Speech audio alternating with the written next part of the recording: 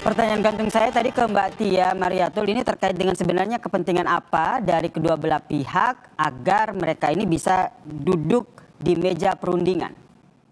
Agak susah dalam kondisi saat ini ya Mas, karena memang situasinya Amerika Serikat menginginkan untuk kembali ke meja perundingan, tapi serangan terus dilakukan. Kemudian provokasi dari Israel juga masih cukup kuat. Sementara Iran juga harus tetap strong, harus tetap melakukan retaliation selama Amerika Serikat terus menyerang infrastruktur Iran. Jadi kalau saat ini masih sulit diprediksi begitu ya. Saya agak mengendur statement saya kalau saya bilang 3 minggu setelah Idul Fitri nih. Nampaknya sekarang sudah mulai berubah karena ternyata memang di bawah Trump ini betul-betul tidak bisa diprediksi. Kalau misalnya presidennya yang lain, misalnya dari Partai Demokrat, itu bisa diprediksi. Jadi memang Trump ini sulit diprediksi. Satu sisi dia menyatakan ingin berunding, tapi di sisi lain dia terus menyerang Iran, dan Iran pun dalam kondisi terus diserang harus tetap bertahan, harus tetap nampak strong bahwa dia adalah merupakan bangsa yang tidak mudah ditumbangkan. Apalagi perang ini tidak beralasan begitu. Bahkan publik Amerika Serikat sendiri melihat bahwa untuk apa perang ini? Amerika itu untuk apa?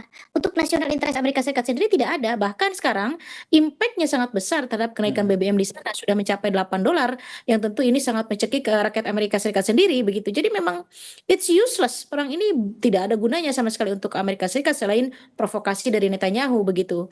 Jadi dalam kondisi saat ini memang betul-betul tidak bisa diprediksi kapan mereka akan kembali ke meja perundingan.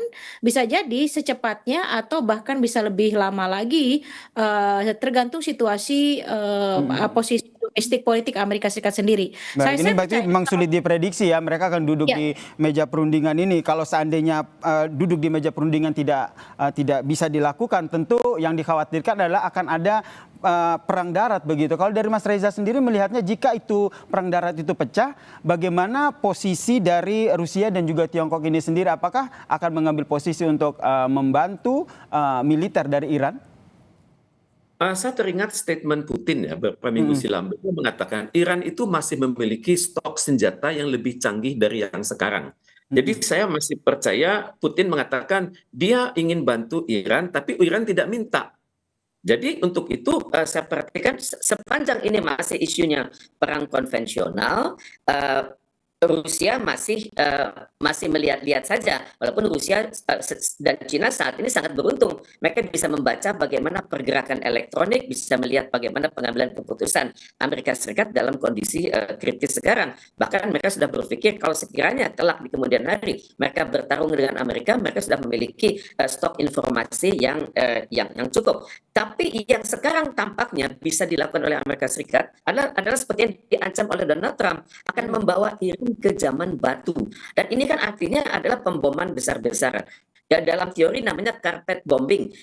Jadi membom secara luar biasa pada satu titik spesifik dan kemudian menciptakan kerusakan yang luar biasa. Ini yang menjadi kekhawatiran ya, karena kalau seandainya ultimatum dari Trump, kalau kita lihat ini kan biasa, kalau kita ingat betul gitu, Trump sempat ngomong 2-3 minggu begitu perang akan selesai begitu, kami akan meninggalkan Iran. Ini hanya 48 jam. Jadi yang disampaikan 4 April, berarti ini tinggal kurang dari 48 jam lagi. Anda melihatnya ini nanti apa yang betul-betul akan dilakukan Trump, mengingat apa yang disampaikan dalam cuitannya, menyatakan bahwa akan membuat neraka bagi mereka. Saya pikir di dalam negeri Amerika Serikat sudah terdapat ada paling nggak itu 7 jenderal yang sangat kritis. Mereka sudah berbicara di depan umum kan. Jenderal John Kelly, Jenderal James Mattis, Jenderal Mark Milley, Jenderal Barry McCaffrey, itu kan mereka pada mantan kepala staf, mantan menteri pertahanan, kepala Joint Chief of Staff, kepala staf gabungan, kepala staf angkatan darat, kepala staf angkatan laut. Mereka juga tampaknya mulai mengatakan kepada rekan-rekan mereka, jangan kita berikan ini akses bagi Donald Trump untuk memerintahkan penggunaan nuklir tersebut. Karena kalau diperintahkan, itu orang seperti Donald Trump itu tidak akan tanggung-tanggung, dia akan mencet nuklir itu lebih dari 1 kali sampai naluri politik dia tuh terpuaskan begitu. Ini kita berhadapan dengan orang yang sangat berbahaya, dan orang ini juga anehnya ya, kalangan American Psychiatric Association itu juga tidak satu kata begitu. Bagaimana menghadapi Trump ini? Misalnya mereka mengatakan ada gold water rule. Artinya tidak etis bagi kami untuk mengomentari sebelum orang itu kami periksa. Ini tidak ada inisiatif dari kalangan medis Amerika Serikat untuk memeriksa Donald Trump ini begitu. Jadi tampaknya kalangan dalam negeri Amerika Serikat tampaknya diam-diam mendukung Donald Trump. Tampaknya ada koalisi ya diam-diam antara Demokrat dengan Republik untuk mengizinkan Donald Trump mengizinkan Donald Trump perilaku, karena ujung-ujungnya kan nanti impeachment. Tapi sebelum impeachment terjadi kemenangan sudah diperoleh, dan dalam kemenangan tersebut mereka bisa berkata energi Timur Tengah sudah kami kuasai sebagaimana kami menguasai energi di Venezuela. Tentu saja kekhawatiran kita jangan sampai ya, saya yakin Mbak Tia dan juga Mas Reza berharap jangan sampai ada penggunaan nuklir di sini. Dan tentu saja ini tidak hanya berdampak pada Timur Tengah saja, tapi tentu saja berdampak global begitu. Nah, melihat kondisi seperti ini, apa yang bisa dilakukan oleh negara-negara yang punya power, sebut saja Rusia, Tiongkok, dan juga negara-negara lain di Timur Tengah, khawatir jika akhirnya Amerika Serikat menggunakan nuklir dalam perang ini, Mbak Tia? Sejauh ini saya melihat belum ada action yang nyata dari Rusia dan Cina. Saya pikir bantuan mereka masih indirect, masih di belakang layar. Jadi dalam hal ini Rusia dan Cina nampak sangat hati-hati sekali karena mereka juga memiliki seperti Rusia begitu ya, menghadapi konflik di negaranya antara Ukraina dan Rusia, dan ini berkaitan juga dengan kebijakan Amerika Serikat begitu. Jadi memang nampaknya kedua negara ini masih sangat hati-hati dan mereka memiliki veto untuk tidak menggunakan senjata nuklir. Hanya saja khawatirnya itu tadi, karena memang ini adalah Trump, khawatirnya memang tidak menggubris, tidak melihat sama sekali ke PBB.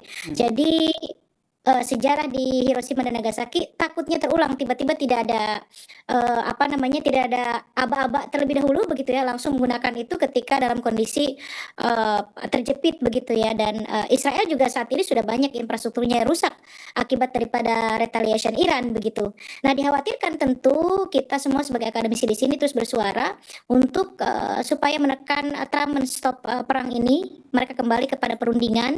Jalan diplomasi adalah jalan yang terbaik. Bagaimanapun caranya kita harus mempush juga.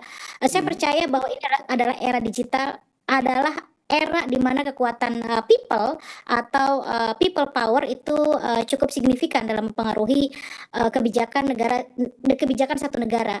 Artinya memang diharapkan publik Amerika Serikat terus mempush Trump ini untuk menghentikan perang. Kemudian mudah-mudahan tidak sedikit perbedaannya antara Republik dan Demokrat di Kongres. Mudah-mudahan ya. Jadi dengan tekanan publik ini, Republik juga akhirnya pay attention terhadap midterm elections. Akhirnya mereka mendesak Trump untuk menghentikan perang ini. Mudah-mudahan demikian.